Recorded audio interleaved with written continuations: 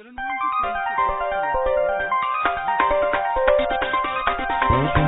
Mantra. Market Mantra. Market Mantra. Market Mantra. Market Mantra.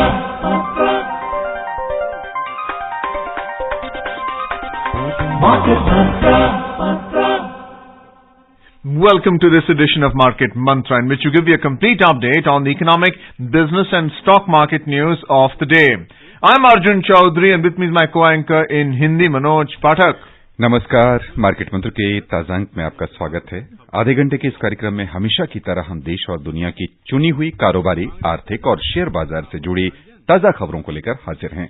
हमारे साथ खबरों पर चर्चा के लिए स्टूडियो में आमंत्रित हैं वरिष्ठ आर्थिक विश्लेषक जयंतो दास। जयंतो, कार्यक्रम में आपका स्वागत है। शुक्रिया। आइए शुरुआत करते हैं अंग्रेजी में हेडलाइन से, जिसे लेकर मौजूद हैं Arjun Chaudhary.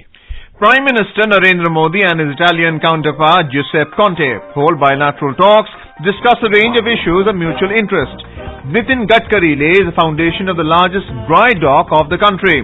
And Sensex falls 176 points to close below 34,000 mark. Nifty slips 52 points. प्रधानमंत्री नरेंद्र मोदी और इटली के प्रधानमंत्री यूसेफ कोंते ने आज दिल्ली में द्विपक्षीय वार्ता की। आपसी हित के विभिन्न मुद्दों पर हुआ विचार विमर्श।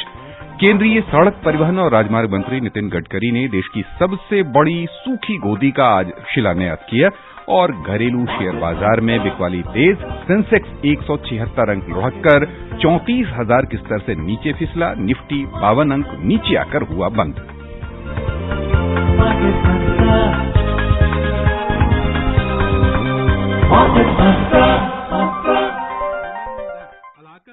In our top story, Prime Minister Narendra Modi and his Italian counterpart Giuseppe Conte held bilateral talks in New Delhi this afternoon. They discussed a range of issues of mutual interest. In a joint statement, both leaders reiterated that India and Italy ties are based on shared principles and values of democracy, freedom, rule of law, respect for human rights and territorial integrity of states. They reaffirmed their commitment to strengthen mutual understanding and expand the range of bilateral engagement to promote peace, stability, economic progress and prosperity of the two countries. The two leaders strongly condemned terrorism in all its forms and manifestations. They asserted that strong measures need to be taken against terrorists, terror organizations and all those who encourage, support and finance terrorism. They called upon all UN members to effectively implement the UN Global Counter-Terrorism Strategy UNSC Resolution 1267 and other relevant UNSC resolutions relating to prevention and suppression of terrorism and terrorist financing. They agreed on the need to strengthen a free and rules-based system of international trade aimed at promoting growth, employment and sustainable development goals and to ensure a level playing field.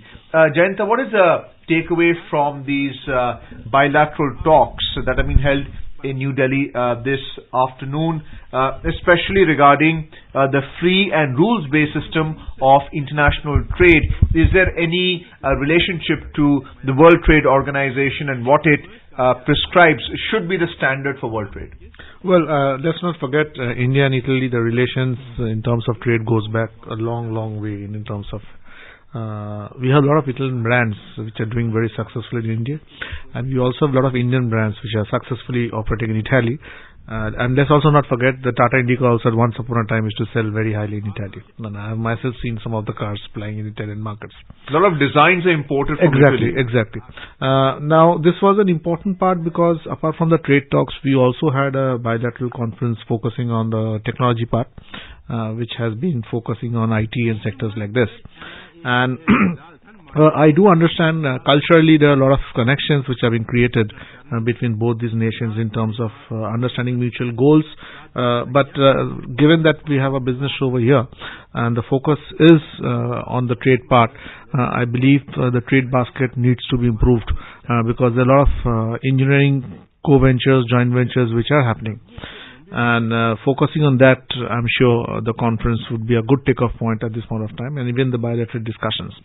Now, the important thing to understand is the Italian political economy has been much more challenged than the Indian political economy. We have seen far more changing of governments, far more changing of policies, a lot of left wing and really hardcore left wing, political dominance in the. They have really been impacted by migration, especially from Africa. Exactly. So no, that's the issue which is the nation anyway standing up to. But terrorism is a very important factor because that is what migrations bring. Exactly.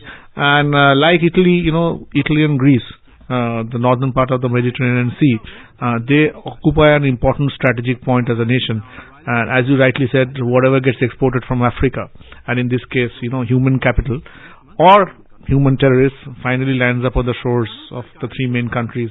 One is Italy, the other is France, and the third is Greece. So it's obviously a matter of important concern, where India and Italy shares at least equal platform in terms of understanding. And let's also not forget the mutual trade benefits, specifically focused on engineering goods and articles like automobiles and things like that, which mutually we can benefit in checking those technologies. There are also questions regarding the currency, which is facing onslaught, especially from international speculators. It's affecting India and more specifically Italy as well.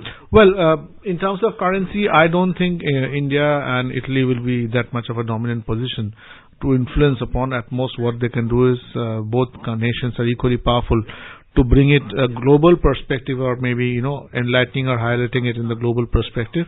But I don't think they will be in a much of a position to influence upon how the global currencies technically change over time, or seasonally change over time. That's a much more broader perspective. But then, as you rightly said, these two nations do have an important local standing in terms of how fluctuation of currencies can impact upon present businesses, and I'm sure they can do something about it. Jayant, तो आपने कई सारी जानकारियां दी हैं। हम ये समझना चाहेंगे कि दोनों देशों के बीच में जो मधुर संबंध है, खास तौर से तकनीकी लेन देन का, उसमें हमारे लिए क्या स्थितियां बनती हैं? अपने देश के लिए कहां-कहां, किस-किस क्षेत्र में ऐसा दिख रहा है कि उनके यहाँ जो उन्नत तकनीक है उसका लाभ हम ले पाएंगे? बिल्कुल, देखिए, खास करके इटली पूरे दुनिया में जाना जाता है अपना डिजाइन के लिए, अपना इंजीनियरिंग स्किल्स के लिए। उनका काफी सारे ऐसे प्रोडक्ट्स है जो स्किल द्वारा, मशीन द्वारा नहीं, हैंड स्किल्स द्वारा बने जाते हैं, और काफी हद तक एक अलग ही ग्लोबल स्टैंडर्ड्स उन्होंने पहुंचाया है। उसमें काफी सारे गाड़ी भी है जो कहा जाता है not a factory production line but by hand create होता है। Even jewellery, I believe, Bugatti and companies like that. Bugatti जो कार है, वो कार भी it's completely, I mean, it's done by manufacturing but it's not a production line car. तो ऐसा स्थिति में मैं मानता हूं कि देखिए, एक तो चीज होता है कि आप प्रोडक्शन लाइन में जो चीज बना रहे हैं, जैसे जर्मनी बनाता है, जैसे जापान बनाता है, वो एक टेक्निक आप लेते हो और मास प्रोडक्शन करके उस टेक्निक को आप वो करते हो, मार्केट में लेके जाते हो। दूसरा जो उपाय होता है वो ये है कि कितना वैल्यू एड आप उसके ऊपर कर सकते हो, और यहाँ पे आता है आपका डिजाइन कॉन्सेप्ट। जिस वजह से इटली माना जाता है, फ्रांस कुछ हद तक माना जाता है कि किस हद तक आप वैल्यू ऐड करते हो उस प्रोडक्ट में, जिस वजह से वो प्रोडक्ट से आज का तारीख में अगर $100 हो तो मार्केट में वैल्यू ऐड करके लोग उसको $500-1000 तक भी बेच सकता है। तो इस क्षेत्र में मैं मानता हूं इटली के साथ अगर पार्टनरशिप करते हैं हम, तो काफी हद तक ये जो innovations, innovative ideas and sharing of ideas और डिजाइन को किस तरह से इंजीनियरिंग क्षेत्र में यूज करके ओवरऑल उसको प्रॉपर तरीके से एक्सप्लॉइट करके और अच्छे प्रोडक्ट्स में वैल्यूएट करके हम दुनिया में मार्केट में दिखा सकते हैं। तो ये एक स्किल नो हाउ जो है वो इटाली से बेशक हम इंपोर्ट कर सकते हैं। यानी कौशल विकास पर जिस तरह से हम जोर दे रहे हैं अपने देश में, लगातार योजनाएं बनाई जा रही हैं, उस दिशा में देखते हुए देखा जाए कि वहां की जो निजी कौशल है, मानवीय कौशल है, हस्त कौशल है, उसका यहाँ पर आयात किया जा सकता है। और जैसे बिल्कुल सही बोला मनोज, और एक और जो बात है वो है कि पॉलिटिकल एलिमेंट के द्वारा, जैसे थोड़ी देर पहले मैं अर्जुन को भी बता रहा था, इटाली में भी फ्रैक्चर्ड मैंडेट होता है बहुत, हम सबको पता है। जैसे इंडिया में काफी फ्रैक्चर मैंडेट कुछ हद तक हम देखते हैं इलेक्शंस में। पहले हमने देखा है। बिल्कुल जी। तो ऐसा स्थिति में मैं मानता हूं कि दोनों देशों को पॉलिटिकली इस तरह का चुनौती का साथ सामना करते हुए कैसे देश को, रिफॉर्म्स को, देश का जो इकोनॉमिक ऑब्जेक्टिव से आगे बढ़ाते हैं, उसमें भी एक दूसरे से सीखने का बहुत लाभ मिल सकता है, अनुभवों का लाभ मिल सकता है। यहाँ पर हम आपका ध्यान आकृष्ट करना चाहेंगे यूरोपीय अर्थव्यवस्था में चीन नहीं बल्कि इटली की जो वर्तमान स्थिति है वो दिनों दिन किस दिशा में जा रही है। हमने ब्रेक्सिट का दौर देखा और कुछ और देशों को देखा कि शायद अलग होने की दिशा में जा रहा है, उसमें इटली कहाँ जाता दिख रहा है इसकी अर्थव्यवस्था? देखिए, घरेलू जो स्थिति है इटली का उतना बढ़िया नहीं है, क्योंकि वहां पे भी एक ऐसे इस तरह का सोच है, जहां पे वो मानते हैं कि यूरोपियन यूनियन के साथ अगर हम जुड़े रहेंगे तो जो कठिनाई है आज का तारीख में हमारा उसमें वृद्धि होगा, कम किसी तरह से कम नहीं हो पाएंगे। लेकिन ऐसे स्थिति में उनको ये भी मानना है कि यूरोपियन यूनियन का जर्मनी के साथ इटली, फ्रांस, ये सारे जो देश है ये काफी इंपॉर्टेंट महत्वपूर्ण एक रोल निभाता है ये पूरा यूरोपियन यूनियन को साथ रखने के लिए। और रहे करेंसी का जो चुनौती जो अर्जुन ने भी अलग से जिक्र की है, मैं मानता हूं इटली अकेला करेंसी का चुनौती का शायद सामना या शायद उस तरह से इन्फ्लुएंस न कर पाए, लेकिन बेशक इटली के जो एक अलग से पावर है, इटली का जो भी साइज है इस वक्त मौजूदा साइज है, उसमें इस तरह का डिस्कशन, इस तरह का सोच, इस तरह का मूवमेंट को बेशक वो इन्फ्लुएंस कर सकता है। आइए आगे बढ़ें। केंद्रीय सड़क परिवहन और राजमार्ग मंत्री नितिन गडकरी ने आज केरल में कोचीन शिपयार्ड में देश की सबसे बड़ी सूखी गोदी यानी ड्राई डॉक का शिलान्यास किया। सरकारी विज्ञप्ति के अनुसार इस सूखी गोदी से सागरमाला के तहत मेक इन इंडिया कार्यक्रम को बढ़ावा मिलेगा और अंतर्राष्ट्रीय जहाज निर्माण के क्षेत्र में भारत की भागीदारी बढ़कर 2% हो जाएगी। इस डॉक के निर्माण पर करीब 18 अरब रुपए खर्च होंगे और ये 310 मीटर लंबी और 75 मीटर चौड़ी होगी। इस अवसर पर आयोजित समारोह को संबोधित करते हुए श्री गडकरी ने कहा कि सरकार लाभ कमाने वाली औद्योगिक इकाइयों के निजीकरण का कोई योजना नहीं बना रही है। उन्होंने कहा कि केरल में आंतरिक जो जल परिवहन प्रणाली है उसमें निवेश करने के लिए केंद्र सरकार की ओर से योजना बनाई जा रही है। ये जो ताजा गोदी बनी है उससे लगभग 2000 विकसित किया जा रहा है जिस गोदी को, उससे 2000 लोगों को रोजगार मिलने की उम्मीद है। जैन, तो सबसे पहले तो हम समझना चाहेंगे कि ड्राई डॉक क्या मतलब हुआ करता है और किस रूप में ये कह लें कोचीन शिपयार्ड में जो शिलान्यास हुआ है वह कुल मिलाकर कैसी परियोजना है? देखिए, हम लोग शिप बिल्डिंग या शिप इंफ्रास्ट्रक्चर, शिपिंग इंफ्रास्ट्रक्चर जैसे हम बात करते हैं, वहां पे दो चीजें होते हैं। एक तो शिप कंस्ट्रक्शन के अलग से आपको सुविधा होना चाहिए हर पोर्ट में, जहां पे जल्दी से जल्दी हम अपना जहाज बना पाए, चाहे कोई भी जहाज हो, चाहे मर्चेंट शिप हो, कार्गो शिप हो या इवन छोटे छोटे फ्रेटर्स हो, डिस्ट्रॉयर्स हो, नेवल शिप्स तक भी हम बनाते हैं। और एक तो उसको सुविधा होना चाहिए, दूसरा सुविधा होना चाहिए जब वो रिपेयर में या रिपेयर के लिए जब आते हैं तब उनको ड्राई डॉक में लेके आ जाता है, जहां पे वहां पर रख के उनको पानी जो सारे है नीचे से हटा के जो वर्कर्स है वो सही रूप से वहां पे काम कर सकते हैं। एकदम शिप का जो वेसल का जो बॉटम है वहां तक वो लोग अप्रोच करके कुछ भी रिपेयर हो, कुछ भी चेकिंग हो, सब कुछ कर सकते हैं। तो ड्राई डॉक एक बहुत बड़ा इंफ्रास्ट्रक्चर होता है कोई भी शिपिंग इंडस्ट्री का, और जितना सारे आप ड्राई डॉक्स प्रोवाइड करोगे उतना आपका शिपिंग का मेंटेनेंस वगैरह उतना अच्छे से हो पाता है, उतना सुविधा के साथ हो पाता है। ड्राई डॉक्स का अगर कमी रहेगा तो शिपिंग का एक वेटिंग पीरियड होता है कि ड्राई डॉक्स का अवेलेबिलिटी नहीं हो पाता है और उस वक्त शिप साइड में आपको रखना पड़ता है अगर शिप का कोई कमी हो। तो ऐसा स्थिति में देश में अगर हम बुनियादी ढांचागत रूप में शिपिंग इंडस्ट्री के ऊपर जब हम ध्यान देना चाहते हैं, अलग से हम चाहते हैं कि हमारा इतना लंबा जो कोस्ट लाइन है उसको सही उपयोग हो, बोथ मर्चेंट का तरफ से भी देखा जाए, मर्चेंट शिपिंग का तरफ से और नेवल पर्पस का तरफ से, तो बहुत जरूरी होता है कि ड्राई डॉक का सुविधा या शिप बिल्डिंग का सुविधा जितना ज्यादा आप देंगे उतना ज्यादा तेजी के साथ, डायनामिक सिचुएशन में तेजी के साथ ये इंफ्रास्ट्रक्चर और स्ट्रेंथन होता है आगे वाला फ्यूचर में। तो ऐसी स्थिति में ड्राई डॉक होना बहुत जरूरी है, और एक दो नहीं, जितना ज्यादा होगा ड्राई डॉक उतना ज्यादा ship building capacity, ship repairing capacity आपका बढ़ेगा और उतना अच्छा आपका जो शिप इन वेटिंग है रिपेयर के लिए, रेनोवेशन के लिए, तो वो सारी चीजें उतना जल्दी टर्न अराउंड टाइम जल्दी हो पाए। आइए आगे बढ़ें, चलें शेयर बाजार की ओर। पहले घरेलू शेयर बाजार। घरेलू शेयर बाजार में आज बिकवाली तेज रही। वित्तीय और एनर्जी सेक्टर की कंपनियों में भारी बिकवाली से प्रमुख सूचकांकों में आधी फीसदी गिरावट देखने को मिली। बॉम्बे स्टॉक एक्सचेंज का सेंसेक्स 176 अंक यानी 0.52% घटकर 33,891 पर बंद हुआ। उधर नेशनल स्टॉक एक्सचेंज का निफ्टी 52 अंक यानी 0.51% कम होकर 10,198 दर्ज हुआ। उधर छोटी और मझोली कंपनियों के शेयरों में बिल्कुल विपरीत रुख देखने को मिला है। निवेशकों की सक्रिय भागीदारी से बीएसई मिड कैप और स्मॉल कैप दोनों सूचकांक लगभग 1% बढ़त के साथ बंद हुए।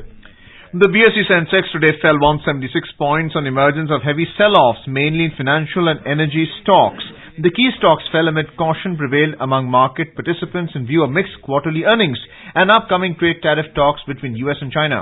The 30-share benchmark index fell 0.52% to close at 33,891, while the broader NSE Nifty lost 52 points or 0.51% to end at 10,198.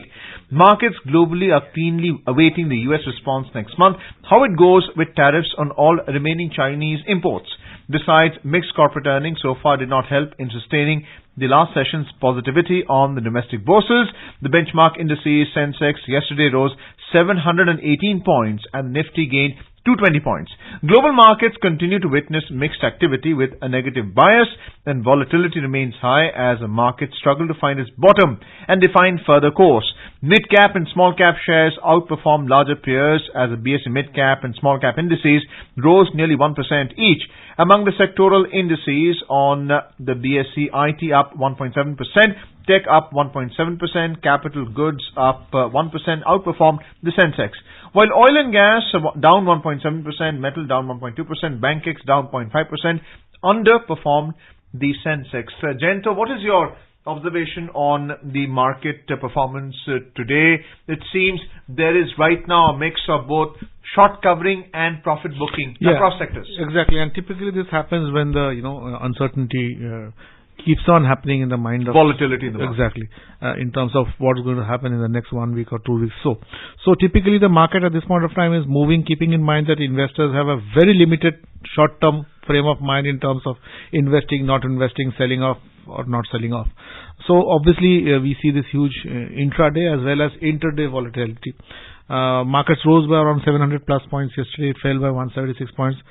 We are at levels of around 34,000. I believe at 35,000 plus the markets would find some stability, and to reach that, nudgingly it's now becoming an issue.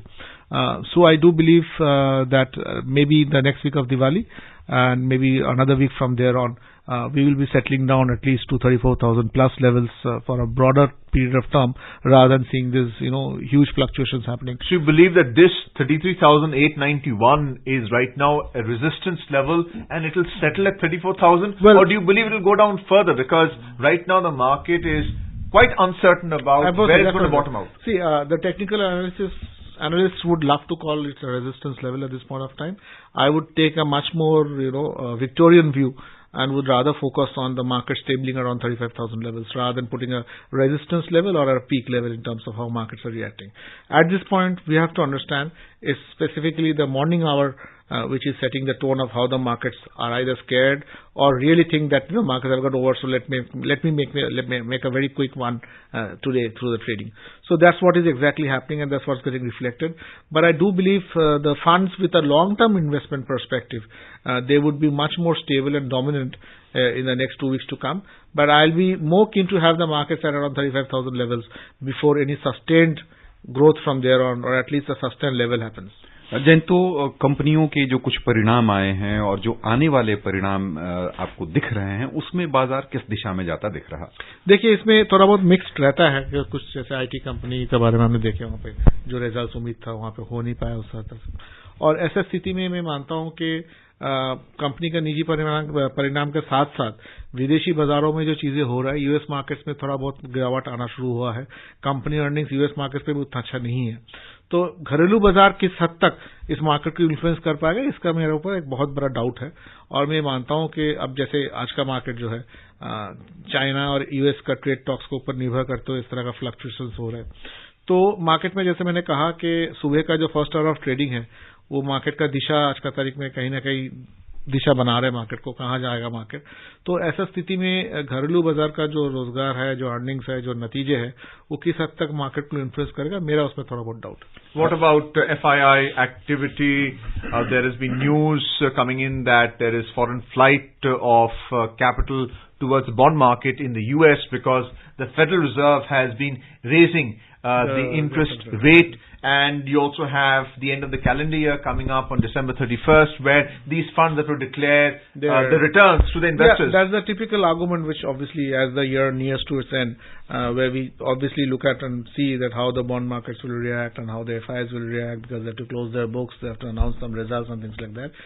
And they take a call, and that's why what I said, it prevails a short while ago, that the intraday and the intra-week fluctuations would be remaining unless the market settles on the 35,000 plus levels. If the market crashes from here, say by another crashes, I mean by another 1,500 over the next week, then the downside will be a much more realistic factor. And even the FIs having a renewed interest to make some short kill and have some, good margin back into their books may not happen that soon and that fast. हम आज की गतिविधि पर आपका खास तौर से ध्यान ले जाना चाहेंगे। छोटी और मझोली कंपनियों में हमने देखा है चलन विपरीत रहा है। यहाँ लिवाली की गई 1% बढ़ के बंद हुए हैं आज, लेकिन पिछले कुछ दिनों में हमने देखा है कि उनमें काफी बड़ी बिकवाली की गई। देखिए, small and mid cap companies में मनोज हमेशा एक जो फ्लक्चुएशन लेवल्स का जो स्विंग होता है वो काफी सीवियर होता है, और ये सिलसिला आज का नहीं, पिछले 1 साल से अगर आप देखेंगे गिरावट भी इनसे सबसे ज्यादा आया है।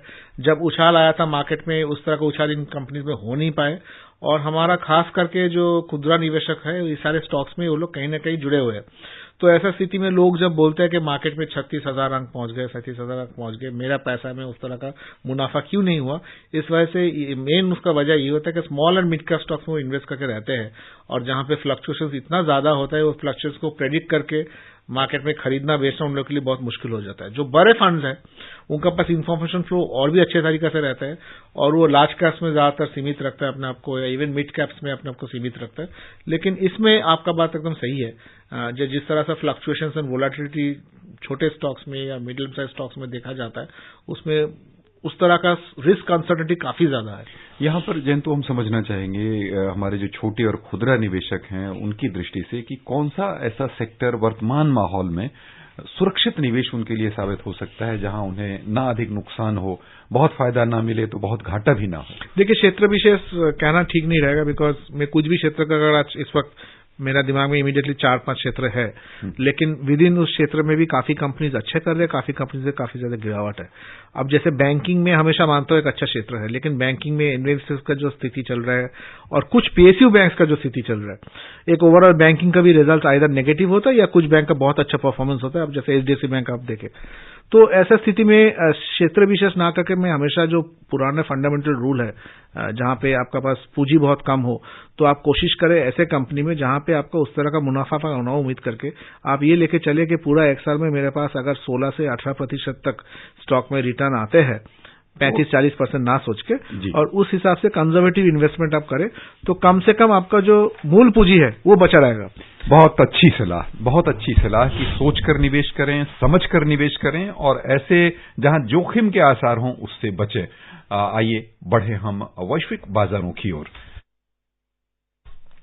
अमेरिका और चीन के बीच कारोबार विवाद बढ़ने की आशंकाओं तथा चीन द्वारा अपनी अर्थव्यवस्था को मजबूत करने तथा शेयर बाजार को संभालने के लिए ताजा प्रयास किए जाने संबंधी खबरों का एशियाई शेयर बाजार पर आज मिलाजुला असर देखने को मिला है। निवेशकों की सक्रिय भागीदारी से जापान का निक्केई सूचकांक 1.4% और चीन का शंघाई कंपोजिट इंडेक्स 1% लाभ में रहा। दक्षिण कोरिया के कोस्पी में 0.9% की बढ़त हुई। उधर बिकवाली के दबाव में हांगकांग का हेंग सेंग 0.9% और सिंगापुर का स्ट्रीट्स टाइम्स इंडेक्स 0.5% घाटे में रहा। यूरोपीय बाजारों की ओर चलें तो समाचार लिखे जाने तक मिलाजुला रुख बना हुआ था। अंतर दिवसीय कारोबार में एक और लंदन का FTSE 100 0.2% ऊपर चल रहा था, जबकि फ्रांस का CAC 40 और जर्मनी का डेक्स दोनों 0.4% नीचे कारोबार कर रहे थे। Jayanta, do you believe that the Sino-US trade war that's going on and what is to be expected in terms of US response next month to Chinese imports? What is the tariff rate going to be? Do you think it's benefiting the Japanese stock market because we saw it gain 1.4%? Do you see that as a minor blip, or do you see Japan taking advantage of what's going on? No, certainly not. I don't think it's a minor blip in terms of what's happening. But what I do believe is at this point of time, the terms of tariff war which has been going on, and I guess only 1/3 of Chinese goods are still left to be facing that tariff hike. 2/3 of goods have already seen the tariff hike. So we are obviously heading for much more troubled and fishy waters. And US's unpredictability under the present regime has been far more in terms of, getting ourselves limited or at least predicting what will happen. None of the analyst discussions or even the studio discussions happening both domestically as well as in the US studios have actually, being able to even close to what the US administration is being taking steps as such, or even in that case China has been taking steps as such. Well, let's now look at the U.S. market. U.S. stocks gained yesterday, held by relief over Italy maintaining its debt rating as equities clawed back from a sharp sell-off last week. Nasdaq Composite gained 1.6%. The Dow Jones climbed around 1%, while S&P 500 added 0.7%. What's your take on Italy maintaining its debt rating? Well, I guess, as I said, there's a new government in terms of managing the show over there and giving its economic challenges. The first focus would be to see that the international image of Italy remains what they are. So it's expected that the government may announce some radical changes. Let's see how the government copes up, is at most I can say in terms of Italy. आइए नजर डालें रुपए की स्थिति पर। अंतर banking विदेशी मुद्रा बाजार में $1 की तुलना में रुपया आज 23 पैसे कमजोर हुआ, 73 रुपए 68 पैसे के स्तर पर आ गया। पिछले सत्र में ये 2 पैसे मजबूत होकर 73 रुपए 44 पैसे के स्तर पर पहुंच गया था। जयंत, रुपए की वर्तमान स्थिति को हम क्या माने? पहले कुछ यानी 15-20 दिन पहले माना जा रहा था कि 75 के ऊपर जाएगा, लेकिन अब ये 73-68 के स्तर पर आ गया है। किस दिशा में जाता रुपया अब दिख रहा? देखिए, ऐसी स्थिति में ऑयल प्राइस का जो एक स्केयर था वो रुपये के ऊपर प्रेशर बरकरार रखेंगे और मैं मानता हूं कि ऑयल प्राइस का स्केयर अभी तक खत्म नहीं हुए, हालांकि शायद वो चर्चा में ना हो तेल पिछले एक हफ्ते में जो स्थिति तेल का बने हुए। और ऐसी चीजें देखते हुए अगर रुपया इस वक्त 72 से लेकर 74 का रेंज में चलते रहे, स्टेबल रहे, तो मैं मानता हूं एक काफी अच्छा इंडिकेशन है और इसके बाद जाके हम लोग ये उम्मीद कर सकते हैं कि शायद रुपये और स्ट्रेंथन हो ऐसी स्थिति। Well, you have when it rises, it's rising by 2 paise against the dollar, and it falls by 23 paise. Exactly. So, the difference is quite wide. Exactly. And you then see the central bank doing anything about it? No, I don't think the central bank, they have spent around $26 billion, over the last few months in terms of, but we can't have a endless interference by central bank also to keep the rupee at levels what they are. And they are also quite clear in terms of that. Not that they are letting rupee to go in for a free fall, because let's not forget the leverage they have given to oil companies to raise bonds in foreign currency. And the very basic idea so that the dependence on domestic dollar reserves doesn't happen by the oil companies. So I think those are measures, parallel measures which the central bank would obviously like to take in terms of at least maintaining the rupee from going for a free fall. Let's now look at the oil market. Oil prices today fell, signs of rising global supply despite looming sanctions on Iran's crude exports. Brent crude prices in intraday trade today were trading around $77.27 per barrel, while WTI prices were at around $67.19 when reports last came in. How do you see these prices in terms of India's imports now that the Iran sanctions are going to take effect, while Saudi Arabia has said that it will make sure that the shortfall is covered? Do you believe that? Do you believe prices will come down? No, actually the oil cartels and the oil producers have always taken the world with surprises, and despite the assurances, unless it happens on the ground, no one would be able to know. Maybe we see a oil price level of $65 post sanctions if really Saudi Arabia pumps up that much of oil, or maybe all of a sudden Saudi Arabia decides to stay away and the prices they can shoot up to $95 levels. So I actually, not only me, even I do across the world, no one trusts this oil cartels when it comes to prices. Let's see how the figure pans out, but for India obviously it will remain a challenging level because no one likes an uncertain future, at least in the next 4 to 6 weeks, given that we are going ahead for elections and things like that. आइए आगे बढ़ें, चलें सर्राफा बाजार। दिल्ली सर्राफा बाजार में आज सोने की चमक तेज रही, लेकिन मांग कम निकलने से चांदी फीकी पड़ गई। सोने का मूल्य 70 रुपए उछलकर 32,620 रुपए प्रति 10 ग्राम हो गया। चांदी 260 रुपए घटकर 39,240 रुपए प्रति किलो रह गई। कारोबारियों के अनुसार दिवाली त्योहार के मद्देनजर सोने के सिक्कों की मांग बढ़ने से सोने के मूल्य में आज तेजी देखने को मिली है।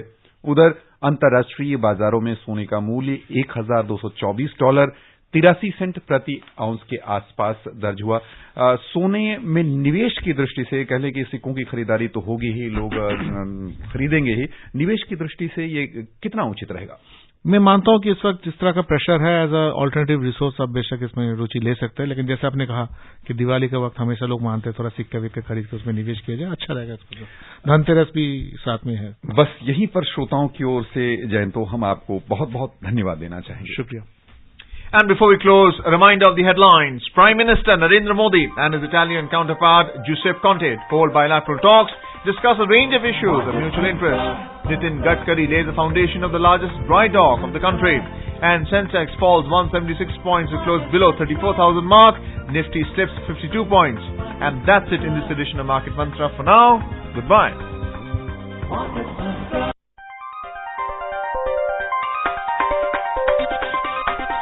Market Mantra.